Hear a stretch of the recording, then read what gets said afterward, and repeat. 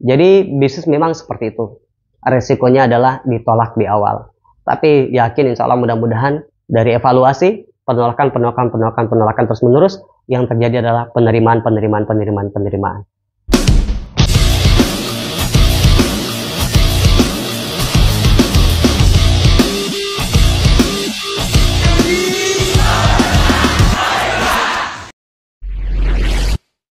Jadi pertanyaan soal kenapa saya mengambil keputusan untuk bergabung di bisnis ini, dulu kita diajarkan oleh guru-guru kita bahwa ketika mendapatkan bisnis atau mendapat suatu peluang, yang kita perhatikan adalah resiko. Karena ini ada dua macam, ada resiko, ada berisiko.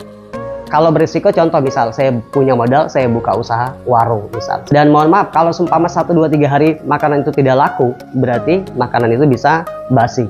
Nah ini berisiko. Kalau bisnis yang hampir tanpa resiko itu, misal saya jualan dagang baju.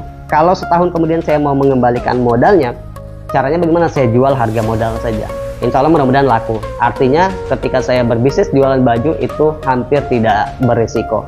Resikonya cuma itu aja, waktu dan keuntungan yang mungkin sulit untuk didapatkan lebih cepat karena banyaknya kompetitor.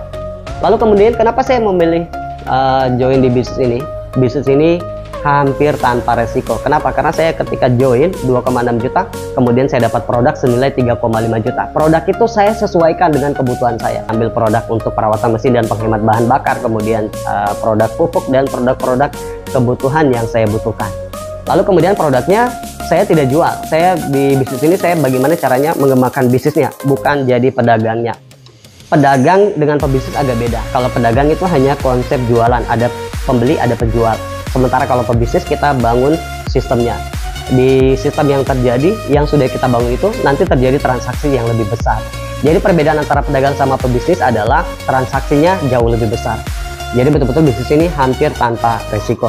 Tapi kalau kita bicara soal resiko yang sebenarnya di bisnis ini, resikonya itu cuma satu. Pertama apa? Dikecengin sama orang-orang di sekitar, dianggap remeh, kemudian ditolak. Nah ini resiko. Jadi teman-teman yang mau gabung di bisnis ini, kalau tidak mau ditolak, jangan gabung di bisnis ini.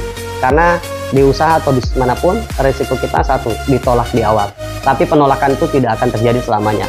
Selama kita evaluasi, kita kerjakan, ada banyak pelajaran yang kita dapat. Karena pembelajaran yang paling baik adalah dengan bertindak. Itu belajar yang paling baik. Kemudian bertindak yang paling baik kata guru saya adalah dahulukan dengan belajar. Jangan sampai kita bertindak tanpa belajar. Karena bertindak tanpa belajar itu bunuh diri. Atau belajar tanpa bertindak pun juga bunuh diri. Kalau pebisnis berarti harus apa yang kita lakukan? Yang kita lakukan adalah bertindak sambil belajar. Belajar kemudian kita bertindak. Insya Allah mudah-mudahan kita mendapatkan hasil.